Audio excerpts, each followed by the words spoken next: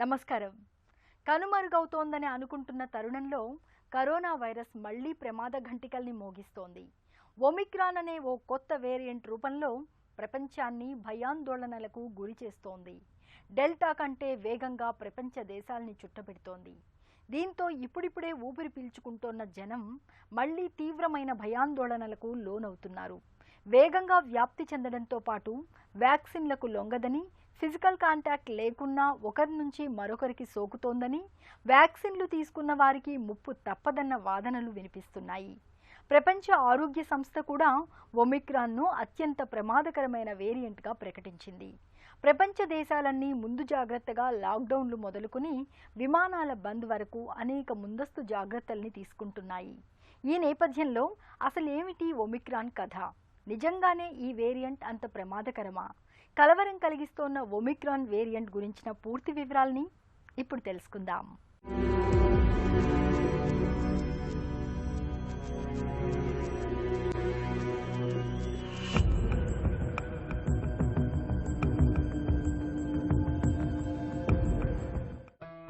Corona వైరస్కి కొత్త వేరియంట్లు రావడం సహజమే. అయితే ఇలా కొత్త వేరియంట్లు వస్తున్నప్పుడు వాటి గురించి అంతగా ఆందోళన చెందాల్సిన అవసరం లేదు అని నిపుణులు గతంలో చెప్పారు. కానీ ఇప్పుడు కొత్తగా వస్తున్న ఈ ఒమిక్రాన్ వేరియంట్ గురించి ప్రపంచవ్యాప్తంగా ప్రజలు, ప్రభుత్వాలు హడలిపోవడం ఒకంత ఆశ్చర్యం కలిగిస్తున్న విషయం. ఇప్పటికే ప్రపంచ ఆరోగ్య సంస్థ దీన్ని వేరియంట్ ఆఫ్ కన్సర్న్గా ప్రకటించింది. బాగా ప్రాచుర్యంలోకి వచ్చిన తరువాతే డెల్టాను వేరియంట్ ఆఫ్ కన్సర్న్గా పేర్కొన్నారు. కానీ ఒమిక్రాన్ విషయంలో మాత్రం కేవలం 100 మందికి సోకగానే ప్రపంచ ఆరోగ్య సంస్థ ఈ నిర్ణయం తీసుకుంది. ఈ వేరియంట్ విస్తృతంగా ఉన్న సౌత్ ఆఫ్రికా నుంచి విమానాలు అనేక దేశాలు ఇప్పటికే నిషేధించాయి.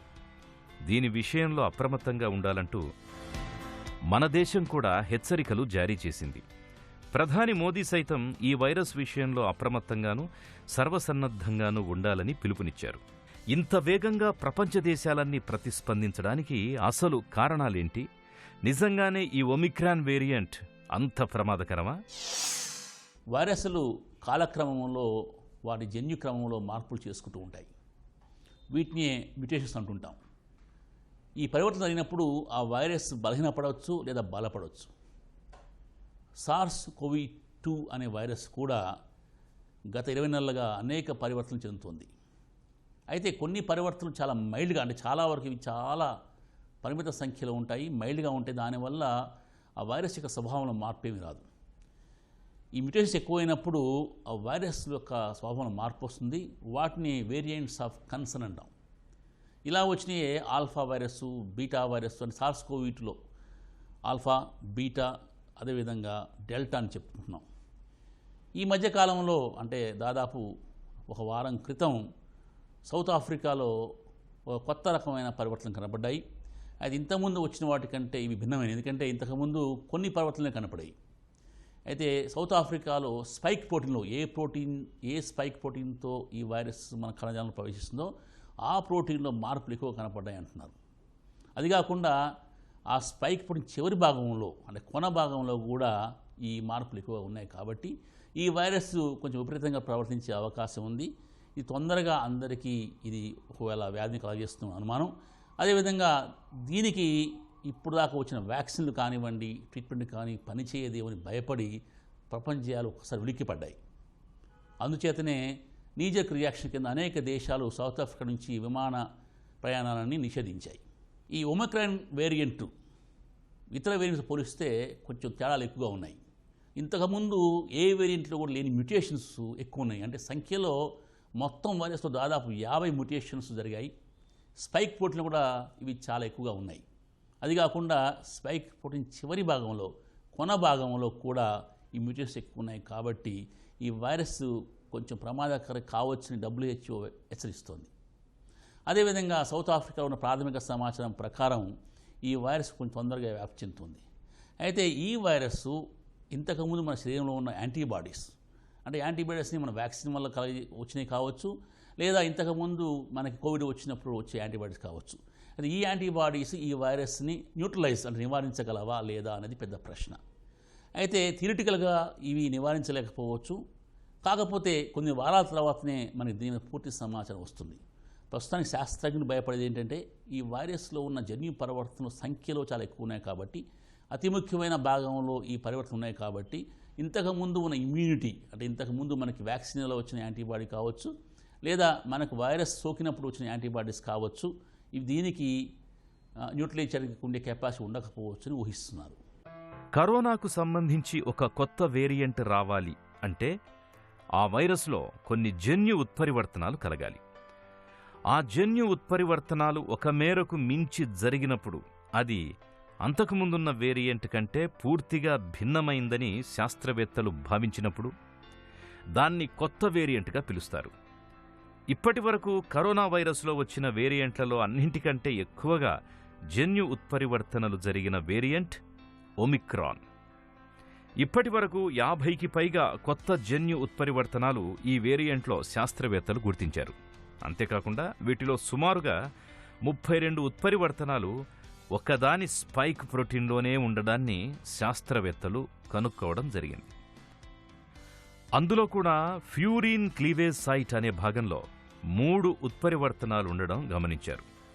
ఇందువల్ల ఈ వైరస్కి యాంటీబాడీస్ని బైపాస్ చేసుకునే లక్షణం వస్తుంది అనేది శాస్త్రవేత్తల అంచనా. ఒమిక్రాన్ వైరస్ రాగానే ప్రపంచ దేశాలన్నీ భయపడుతున్నాయి. అయితే ఇది భయపడాల్సిన సమయం కాదు, మనం జాగ్రత్తగా ఉండాలి. ఇప్పటి వరకు థియరిటికల్గా ఇది ప్రమాదకారి కావచ్చని చెప్తున్నారు, కానీ దాని గురించి ఇంకా నిర్ధారమైన మనకి స్టడీస్ ఏమి లేవు. అంటే దీని ట్రాన్స్మిటబిలిటీ అంటే ఒకరి నుంచి ఒకరికి ఇది ఎంత వేగంగా వ్యాప్తి చెందుతుంది, ఇది ఏ వయసు వారిలో ఎక్కువ వస్తుంది అనేది ఇంకా పూర్తిగా తెలియదు. ప్రాథమిక సమాచారం ప్రకారం ఇది యువకులు ఎక్కువగా వస్తుంది. ఇది ట్రాన్స్మిటబిలిటీ అంటే ఒకరి నుంచి ఒకరికి ఇది కొంచెం వేగంగా వ్యాప్తి చెందుతుంది. అదేవిధంగా అది తీవ్రంగా లేదు అంటున్నారు. జబ్బు యొక్క తీవ్రత చాలామంది కూడా టేస్ట్ స్మెల్ పోకుండా ఉంటున్నాయి. ఇంతకుముందు మనం చూసిన డెల్టా వైరస్లో చాలామందికి రుచి వాసన కోల్పోతున్నారు. కాకపోతే ఈ ఒమిక్రాన్ అనే వేరియంట్ వల్ల చాలామందికి ఈ రుచి వాసన కోల్పోవటం లేదు. ఎక్కువ మందికి తీవ్రమైన ఒళ్ళు నొప్పులు వస్తున్నాయి, జ్వరం కొద్దిగా వస్తుందని చెప్తున్నారు. అది కాకుండా దీనివల్ల ఎవరికి కూడా మరణాలు సంభవించలేదు, ఏదైనా సీరియస్గా లేదని చెప్తున్నారు. ఇది నిజమైతే మనందరం సంతోషిద్దాం, నిజమని ఆశిద్దాం. అయితే ఈ ఒమిక్రాన్ అనేది కొంచెం వేగంగా వ్యాప్తి చెందుతుంది కాబట్టి ఇంకొక వేవ్ లాగా ప్రపంచం మొత్తం పాకే అవకాశం లేదు. అయితే కొంతమంది శాస్త్రజ్ఞులు ఏమంటున్నారంటే ఇది తీవ్రంగా లేదు కాబట్టి, మరణాల శాతం చాలా తక్కువగా ఉంది కాబట్టి, అసలు మరణాలు లేవు కాబట్టి అందరికీ ప్రపంచంలో ఈ వైరస్ వస్తే, ఒకేసారి అందరికీ యాంటీబాడీస్ వస్తే ఈ పాండమిక్ అంతమవుతుందేమో అని కూడా ఆశిస్తున్నారు. ఒమిక్రాన్ వేరియంట్ని మొట్టమొదటగా బోట్స్వానా, దక్షిణాఫ్రికాలో గుర్తించారు. అక్కడి నుంచి ఇది హాంకాంగ్, బెల్జియం, ఇజ్రాయెల్కు పాకింది. ఇంకా అనేక దేశాల్లో ఈ వేరియంట్ ఇప్పటికే విస్తరించి ఉండే అవకాశం లేకపోలేదు. ఈ వైరస్ని ముందుగా B1.1.529 అని పిలిచారు. ప్రపంచ ఆరోగ్య సంస్థ దీన్ని వేరియంట్ ఆఫ్ కన్సర్న్గా గుర్తించగానే దీనికి గ్రీక్ ఆల్ఫాబెట్లో 15వ అక్షరమైన ఒమిక్రాన్ అనే పేరు పెట్టారు. ప్రమాదకరంగా భావిస్తోన్న ఒమిక్రాన్ వేరియంట్ గురించిన మరిన్ని వివరాలను ఇప్పుడు తెలుసుకుందాం.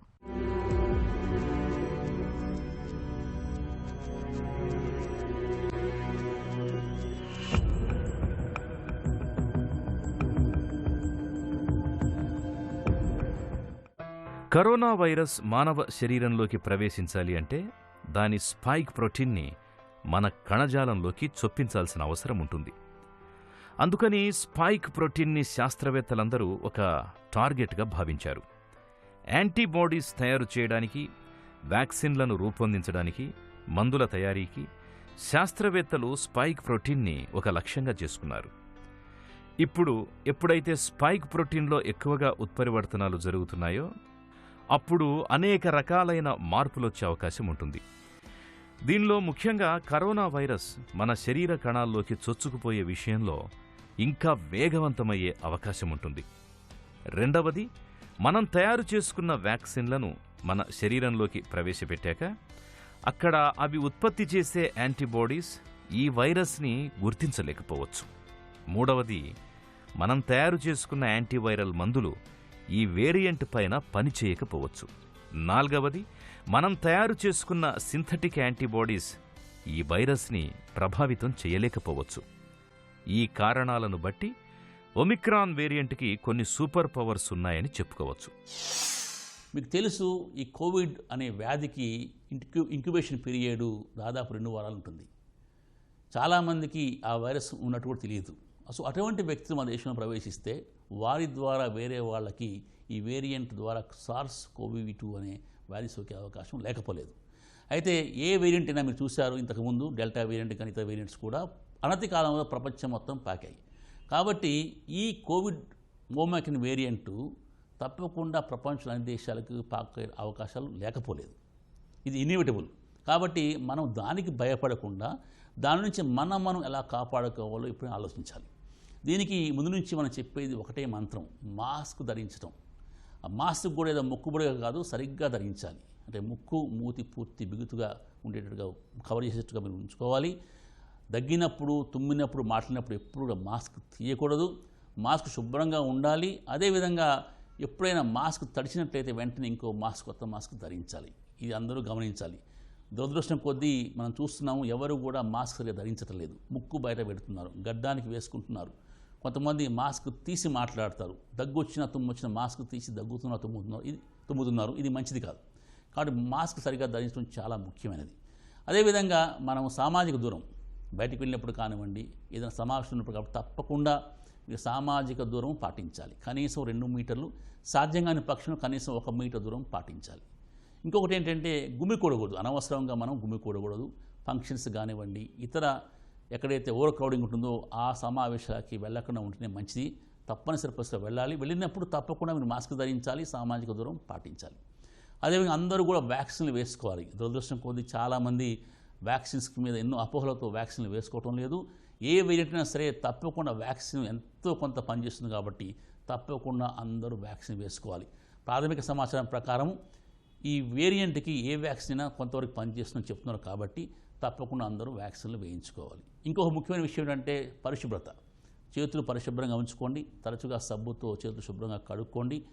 ఒకవేళ సబ్బు నీరు లభ్యం కాని పక్షంలో మంచి హ్యాండ్ శానిటైజర్ వాడాలి. చలికాలం చాలామంది ఇళ్లలో కిటికీలు అవన్నీ కూడా పూర్తిగా మూసివేసి ఉంటున్నారు. ఆఫీసులో కానివ్వండి, ఇళ్లలో కానివ్వండి. వెంటిలేషను చాలా ముఖ్యం. వెంటిలేషన్ లేకపోతే ఈ వైరస్ గాలిలో చాలాసేపు ఉంటుంది కాబట్టి తప్పకుండా మీరు కిటికీలు అవి తీసి బాగా వెంటిలేషన్ వచ్చేటట్టుగా చూసుకోండి. అదేవిధంగా మొదట్లో మనం చూసాం, ఫస్ట్ వేవ్లో ప్రభుత్వం, పోలీస్ సిబ్బంది చాలా కఠినంగా కొన్ని నిబంధనలు అమలుపరిచారు. మాస్క్ లేకపోయినా సరే, బయటకు వచ్చినా సరే. అదేవిధంగా వివాహాలు కానివ్వండి, ఇతర ఫంక్షన్లో 50 మంది కంటే ఎక్కువ ఉన్నప్పుడు చాలా స్ట్రిక్ట్గా వాళ్ళు అది నిషేధించారు, అటువంటి గుమికూడటాన్ని. అది ఇప్పుడు మనం చాలా వరకు ప్రజలు ఈ కోవిడ్ గురించి మర్చిపోయారు. మళ్ళీ ఫంక్షన్లు, ఇతర సమావేశాలు యథావిధిగా జరుగుతున్నాయి. రాజకీయంగా కానివ్వండి, సామాజికంగా కానివ్వండి, అనేక ఫంక్షన్లు మనం చూస్తున్నాం. దీనివల్ల కొత్త వేరియంటు ఒకవేళ మన దేశంలో ప్రవేశిస్తే తొందరగా పాకే అవకాశం ఉంది. కాబట్టి మళ్ళీ ప్రభుత్వము వీటిని నియంత్రించాలి. అంటే ఓవర్ క్రౌడింగ్ని మనం అవాయిడ్ చేయాలి. అది పెళ్లి కావచ్చు, ఇతర ఫంక్షన్లు కావచ్చు, లేదా రాజకీయ పార్టీల మీటింగ్లు కావచ్చు, అవన్నీ కూడా పరిమిత సంఖ్యలోనే మనం జరుపుకోవాలి. అదేవిధంగా ఇంతకుముందు చెప్పినట్టుగా మాస్క్ కానివ్వండి, ఇతర నిబంధనలను ప్రజలు పాటించలేక కఠిన చర్యలు తీసుకోవాలి. మాస్క్ ధరించకపోతే జరిమానా విధించాలి. ఇలా స్ట్రిక్ట్గా అమలు చేయాలి. అదేవిధంగా స్కూల్స్లోనూ, ఆఫీసుల్లోనూ, ఇతర ఎక్కడైతే ప్రజలు ఎక్కువ పనిచేస్తుంటారో ఆ ప్రాంతాల్లో ప్రజల చేతులు కడుక్కోవడానికి అనేక మంచి ఏర్పాట్లు చేయాలి. అది లేని పక్షంలో శానిటైజర్లు ఏర్పాటు చేయాలి. స్కూల్స్లో, కాలేజెస్లో, ఆఫీసులో సామాజిక దూరం వచ్చేట్టుగా సీటింగ్ అరేంజ్మెంట్ చేయాలి. స్కూలు ఎక్కువ గంటలు లేకుండా చూడాలి. ముఖ్యంగా ఉపాధ్యాయులు కానీ తల్లిదండ్రులు పిల్లల విషయంలో ప్రత్యేక శ్రద్ధ తీసుకోవాలి. ఎందుకంటే ఈ కొత్త వేరియంట్ పిల్లల్లో వచ్చే అవకాశం ఉంది చెప్తున్నారు కాబట్టి పిల్లల విషయంలో ప్రత్యేక శ్రద్ధ తీసుకోవాలి. అందరినీ వ్యాక్సిన్ వేసుకోమని ప్రోత్సహించాలి. బూస్టర్ అవసరం ఉన్నవాళ్ళు తప్పకుండా బూస్టర్ డోసు వేయించుకోవాలి. త్వరలో ప్రభుత్వము బూస్టర్ గురించి ఒక ప్రకటన చేసే అవకాశం ఉంది. ఎవరికైతే సెకండ్ డోస్ అయిపోయి ఫుల్లీ వ్యాక్సినేటెడ్ పీపుల్కి 6 నెలల తర్వాత బూస్టర్ వేయించుకోమని అనేక సంస్థలు చెప్తున్నాయి. కాబట్టి మన దేశంలో కూడా త్వరలో బూస్టర్ వచ్చే అవకాశం ఉంది. అటువంటి అవకాశం దొరికినప్పుడు వెంటనే బూస్టర్ వేయించుకోండి. ఏదైనా ఒక వైరస్ వేరియంట్ని వేరియంట్ ఆఫ్ కన్సర్న్గా గుర్తించాలి అంటే అది మిగతా వేరియంట్ల కంటే భిన్నంగా ఉండాలి. ఎక్కువ వేగంగా ఒకరి నుంచి ఇంకొకరికి వ్యాప్తి చెందే సామర్థ్యం ఉండాలి. ఎక్కువ మందిని ప్రాణాపాయానికి గురి చేసే అవకాశం ఉండాలి. ఇప్పుడున్న వ్యాక్సిన్లను గాని అలాగే సహజంగా ఇన్ఫెక్షన్ తర్వాత దేహంలో ఉత్పన్నమయ్యే యాంటీబాడీలను సమర్థవంతంగా ఎదుర్కొని రోగుల మీద దాడి చేయగలిగే సామర్థ్యం కానీ కలిగి ఉండాలి. ఒమిక్రాన్ విషయంలో ఈ లక్షణాలలో ఏ ఒక్కదానిలోనూ అది ప్రమాదకరమైన అంశం అని పూర్తిగా రుజువు కాలేదు. అయితే ఇది ఒక మనిషి నుంచి ఇంకొక మనిషికి వేగంగా వ్యాప్తి చెందే అవకాశం ఉంది అనడానికి కొన్ని ఆధారాలున్నాయి. ముఖ్యంగా దక్షిణాఫ్రికాలో ఈ వేరియంట్ ఎంతో వేగంగా వ్యాప్తి చెందగలదు అని మనం అనుకుంటున్న డెల్టా వైరస్ కంటే వేగంగా వ్యాప్తి చెందుతోంది. రెండవది, ఈ వైరస్ సౌత్ ఆఫ్రికా నుంచి హాంకాంగ్కి చేరుకున్న తర్వాత అక్కడ క్వారంటైన్లో ఉన్న ఒక వ్యక్తి నుంచి ఇంకొక వ్యక్తికి చాలా తేలికగా సోకింది. బెల్జియం, ఇజ్రాయెల్ మొదలైన దేశాలకు కూడా ఈ వేరియంట్ ఇప్పటికే పాకడం విశేషం. ఒమిక్రాన్ విషయంలో అంటే చికిత్స విషయంలో అనేక సందేహాలున్నాయి. ఎందుకంటే ఈ వేరియంట్లో దాదాపు వైరస్ మొత్తంలో 50 మ్యూటేషన్స్, స్పైక్ ప్రోటీన్లో దాదాపు 32 మ్యూటేషన్లు జరిగాయి. కాబట్టి థియరిటికల్గా మనం ఇచ్చే ట్రీట్మెంటు అంటే మోనోక్లోనల్ యాంటీబాడీస్ కావచ్చు లేదా ఇతర మందులు ఈ వైరస్ మీద పనిచేస్తాయా లేదా అనే అనుమానం ఉంది. అయితే వ్యాక్సిన్ వేసుకున్న వారికి కూడా సౌత్ ఆఫ్రికాలో ఈ ఓమైక్రాన్ అనే వేరియంట్ వల్ల కోవిడ్ వస్తుంది. ఇంతకుముందు కూడా వ్యాక్సిన్ వేసుకున్నా సరే డెల్టా వేరియంట్తో కూడా చాలామందికి ఈ కోవిడ్ వచ్చింది. అయితే ముఖ్యంగా మనం చూడాల్సింది ఏంటంటే ఈ 2 వారాల్లో మనకి ఈ విషయం అర్థమవుతుంది. అంటే వ్యాక్సిన్ వేసుకున్న వారికి అదేవిధంగా మోనోక్లోనల్ యాంటీబాడీస్ తీసుకున్న వారికి ఈ వైరస్ ప్రభావం ఎలా ఉంటుంది అనేది మనకి పూర్తిగా తెలుస్తుంది. అదేవిధంగా కొన్ని ప్రయోగశాలలో కూడా మనం ఈ యాంటీబాడీస్ ఎలా పనిచేస్తుందో కూడా చెప్పే అవకాశం ఉంది. ప్రపంచం మొత్తం అనేక దేశాల్లో దీని మీద ప్రయోగాలు జరుగుతున్నాయి. మనకి త్వరలో దీని రిజల్ట్స్ వచ్చే అవకాశం ఉంది.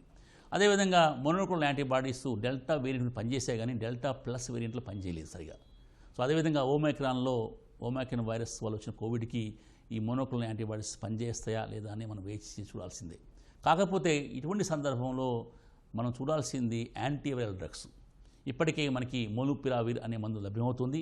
ఇది వాడటం వల్ల చాలామందికి హాస్పిటల్ చేరే బాధ తప్పుతుంది. చాలా వరకు ఇది పనిచేస్తుంది అంటున్నారు. అదేవిధంగా ఫైజర్ కూడా కొత్త మందు తీసుకురాబోతుంది. ఆ మందు వచ్చినప్పుడు కూడా దాదాపు 80% మందికి హాస్పిటల్ చేరే అవకాశం రాదని చెప్తున్నారు. అది ఇంకా ప్రయోగాల దృష్టిలో ఉంది. త్వరలో అది మార్కెట్లోకి వచ్చే అవకాశం ఉంది. అది కాకుండా ఇతర మందులు కూడా చాలామంది ఫ్లెవాక్సిన్ అని ఇతర మందులు వాడుతున్నారు. వాటి వల్ల కూడా కొంత ఫలితం ఉందని తెలుస్తుంది. కాబట్టి మనకి వ్యాక్సిన్ పనిచేసినా పని చేయకపోయినా, యాంటీబాడీస్ అంటే మోనోక్లోనల్ యాంటీబాడీస్ పనిచేసినా పని చేయకపోయినా కొత్త యాంటీవైరల్ మందు సమర్థవంతంగా పనిచేసే మందు వచ్చినప్పుడు మనకి చాలా సమస్య పోతుంది. ఒమిక్రాన్ విషయంలో ఇప్పటికి భయపడాల్సిన అవసరం అయితే కనిపించడం లేదు. ఎందుకంటే ఇప్పటి వరకు మనకున్న వ్యాక్సిన్లు దీనికి వ్యతిరేకంగా కొంతమేరకైనా ఖచ్చితంగా పనిచేసే అవకాశం ఉంటుంది. అదేవిధంగా మన దగ్గరున్న కరోనా వైరస్ మందులు కూడా కొంతమేరకు ఈ వేరియంట్పై పనిచేసే అవకాశం ఉంది. ఈ వేరియంట్ ప్రాణాపాయం అధికంగా కలిగించగలదని చెప్పడానికి ఇప్పటిదాకా ఎటువంటి ఆధారాలు లేవని చెప్తున్నారు నిపుణులు. ప్రమాదకరమని భావిస్తోన్న ఒమిక్రాన్ విషయంలో ఎలాంటి జాగ్రత్తలు తీసుకోవాలో ఇప్పుడు తెలుసుకుందాం.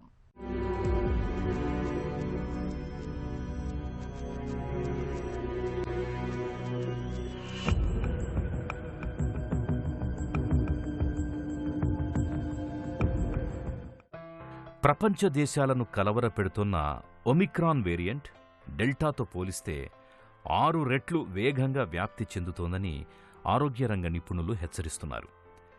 డెల్టాతో పోలిస్తే కొత్త వేరియంట్ ఆర్ వాల్యూ అంటే వ్యాప్తి సంక్రమణ రేటు ఎక్కువగా ఉంటుంది. మోనోక్లోనల్ యాంటీబాడీ థెరపీ, కాక్టైల్ చికిత్సలకు సైతం లొంగడం లేదు అన్న ఆందోళన వ్యక్తమవుతుంది. మన దగ్గర కోవిడ్ 2వ వేవ్ సమయంలో డెల్టా వేరియంట్ పెను విషాదాన్ని మిగిల్చింది. భారీ సంఖ్యలో కేసులు, మరణాలకు కారణమయ్యింది.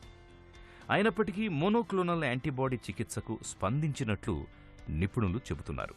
అయితే ఆ తరువాత వెలుగులోకొచ్చిన delta plus variant monoclonal cocktail చికిత్సలకి అంతగా స్పందించలేదు. ఇదే తరహాలో ఒమిక్రాన్ కూడా ఈ థెరపీలకి స్పందించడం లేదు అని నిపుణులు చెబుతున్నారు. ఈ నేపథ్యంలో టీకాలు తీసుకున్నప్పటికీ ఈ వేరియంటుతో ప్రమాదం పొంచి ఉందని, వైరస్ కట్టడికి తగిన జాగ్రత్తలు తీసుకోవాల్సి ఉందని డాక్టర్లు చెబుతున్నారు. చాలామంది ఏమంటున్నారంటే వ్యాక్సిన్ తీసుకున్నా సరే కోవిడ్ వస్తుంది అంటున్నారు. వ్యాక్సిన్ తీసుకున్న వారిలో జబ్బు విషయంలో చాలా తేడా ఉంటుంది. వ్యాక్సిన్ తీసుకోకపోతే మీరు హాస్పిటల్లో చేరే అవకాశం చాలా ఎక్కువ, దాదాపు 14 రెట్లు ఎక్కువ. అదేవిధంగా వ్యాక్సిన్ తీసుకున్న వారిలో హాస్పిటల్లో చేరినా సరే మరణాల శాతం చాలా తక్కువ మందికి వెంటిలేటర్ అవసరం పడుతుంది. కాబట్టి వ్యాక్సిన్ వల్ల ఉపయోగం ఉందని అనేక దేశాల్లో అనేక స్టడీస్ చెప్తున్నాయి. కాబట్టి మీరు వ్యాక్సిన్ని మర్చిపోవద్దు. ఏ వేరియంట్ అయినా సరే వ్యాక్సిన్ ఎంతో కొంత పనిచేస్తుంది కాబట్టి తప్పకుండా మీరు వ్యాక్సిన్ వేసుకోవాలి. అదే కాకుండా ఇప్పుడు మనం చాలామంది వ్యాక్సిన్ వేసుకుని అంటే సెకండ్ డోస్ వేసుకున్న తర్వాత 6 months దాటిపోయింది. 6 నెలల తర్వాత వ్యాక్సిన్ ప్రభావం కొంచెం తగ్గిపోతుంది కాబట్టి మళ్ళీ కోవిడ్ వచ్చే అవకాశాలు ఎక్కువ. అందువలన అందరూ బూస్టర్ డోసు వేసుకోవాలి. దీని మీద త్వరలో భారత ప్రభుత్వం ప్రకటన చేస్తుంది. తప్పకుండా బూస్టర్ డోసు అనుమతిస్తుంది. అప్పుడు అందరూ కూడా బూస్టర్ డోసు వేసుకోవాలి. బూస్టర్ డోసు అనగానే అందరూ అడుగుతున్నారు, ఇంతకుముందు మేము కోవిషీల్డ్ వేసుకున్నాం, ఇప్పుడు కోవాక్సిన్ వేసుకోవచ్చా, లేదా అదే వేసుకోవాలా, లేదా ఇంతకుముందు కోవాక్సిన్ వేసుకున్నాం, ఇప్పుడు అదే వేసుకోవాలా, లేదా కోవిషీల్డ్ వేసుకోవాలా. దీని మీద అనేక స్టడీస్ జరుగుతున్నాయి మన దేశంలో. ఇప్పటివరకు వచ్చిన సమాచారం ప్రకారం ఏ డోసు వేసుకున్నా పర్వాలేదు, అదే డోసు వేసుకోవచ్చు లేదా మార్చి వేసుకోవచ్చు. రెండింటి వల్ల కూడా ఉపయోగం ఉంది కాబట్టి మీకు ఏది లభ్యమైతే అది వేసుకోండి. కాకపోతే దీని మీద ఇతమిద్దంగా ఒక గైడ్లైన్ మనకి ఐసీఎంఆర్ చెప్పబోతోంది. దాని ప్రకారం మనం నడుచుకుందాం. కాలం గడుస్తున్న కొద్దీ కరోనా వైరస్లో కొత్త వేరియంట్లు పుట్టుకొస్తూనే ఉంటాయి. ఇదొక నిరంతర ప్రక్రియ. అయితే వీటిలో కొన్ని ఒమిక్రాన్ తరహాలో ప్రమాదకరమైనవి ఉంటాయి. ఇలాంటి వేరియంట్ల కట్టడికి మనం మునుపట్లాగా శుభ్రత, మాస్కులు ధరించడం వంటి జాగ్రత్తలు తప్పనిసరిగా తీసుకుంటూ ఉండాలి. ప్రతి ఒక్కరూ విధిగా వ్యాక్సిన్లను వేయించుకోవాలి. డాక్టర్ల సూచన మేరకు బూస్టర్ డోసును తీసుకోవడం మరీ మంచిది. సుఖీభవ కార్యక్రమానికి సంబంధించిన మీ విలువైన సూచనలు, సలహాలను వెంటనే మాకు రాయండి. మా చిరునామా Sukhibhava, ETV, Ramoji film city, Hyderabad 501512 లేదా sukhibhava@etv.co.in కు ఈమెయిల్ చేయండి.